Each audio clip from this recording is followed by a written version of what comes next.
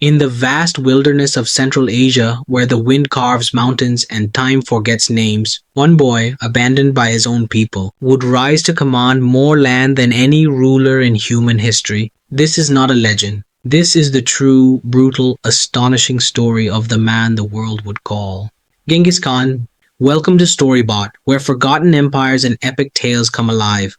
Born to nothing, destined for everything, he was called Temujin, and his childhood was anything but royal.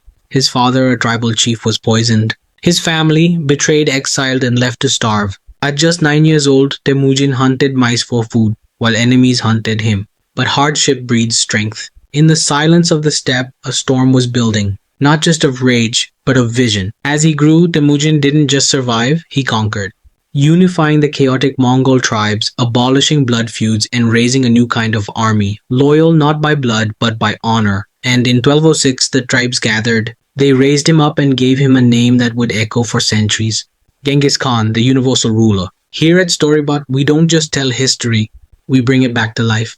The wrath unleashed, the world never saw him coming. His first target, northern China. By 1215, Beijing burned under Mongol fire. Next came the Khwarezmian Empire. When their Shah murdered a group of Mongol envoys, Genghis didn't send more diplomats. He sent an army. Bukhara, Samarkand, Nishapur, cities vanished, populations vanished. To survivors, Genghis Khan declared, "I am the punishment of God. If you had not sinned, he would not have sent me upon you." By the time he drew his last breath in 1227, the Mongol Empire stretched from the Sea of Japan to the shores of the Caspian, twice the size of Rome, built in a single lifetime. You're watching Storybot, and this is only the beginning. Engine of war, mind of a builder. So how did he do it? The Mongols were not just horsemen, they were a war machine. They rode in silence, ate a little, slept in the saddle. Their arrows shattered armor. Their tactics, psychological, precise, and merciless. But Genghis Khan wasn't just a destroyer. He was an architect of empire. He introduced a code of law, the Yasa. He built a postal system that stretched across continents. He welcomed Muslim scholars, Buddhist monks, Christian missionaries. Trade flourished. The Silk Road became safer under Mongol rule than it had been for centuries. This is the dual legacy of the Khan. And here on Storybot, we reveal both the sword and the scroll, death and secrets. In 1227, Genghis Khan died. The details remain a mystery. Some say he fell in battle, others that he died of injuries far from the front. His tomb remains hidden to this day. Buried, they say, so secretly that everyone who witnessed the funeral procession was killed. The earth swallowed its greatest conqueror. But his legacy did not die with him. His sons and grandsons pushed further, into Russia, the Middle East, even Europe. In 1258, Baghdad fell.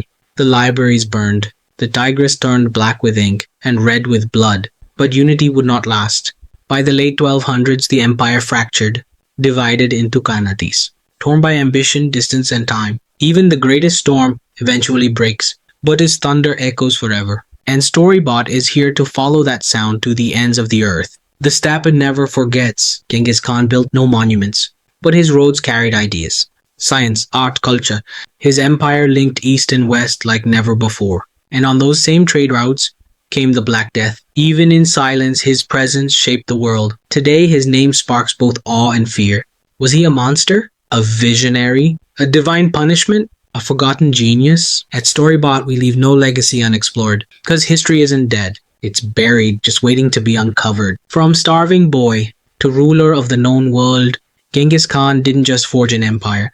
He reshaped destiny.